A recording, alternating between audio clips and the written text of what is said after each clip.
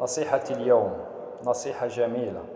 كملوا الفيديو حتى الآخر باش تستافدوا جميعا، وبارطاجي هذا الفيديو مع الأصدقاء ديالك باش تعم الفائدة على الجميع بإذن الله تعالى. احضر أن تعطي الماء لمن ينزف، احضر أن تعطي الماء لمن ينزف لفائدة. لماذا؟ من الضروري عدم إعطاء الماء للمصاب ينزف إذا قال لك أريد أن أشرب.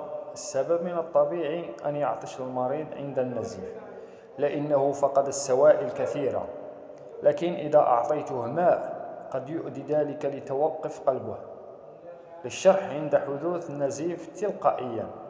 القلب سوف يحاول تعويض نقص الدم فيزداد معدل ضربات القلب بشكل يكون أسرع من المعدل الطبيعي، وسيكون هناك إجهاد قوي على القلب، وبالتالي مع شرب الماء سيزداد الإجهاد أضعاف مضاعفة على القلب، وسيتوقف عن ضخ الدم تماما.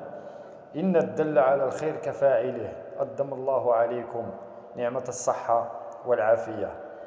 كنتمنى هذه المعلومة تفيدكم، وشاركوا هذه المعلومة مع الأصدقاء ديالكم باش تعم الفائدة. جزاكم الله خيرا، والسلام عليكم ورحمة الله تعالى وبركاته.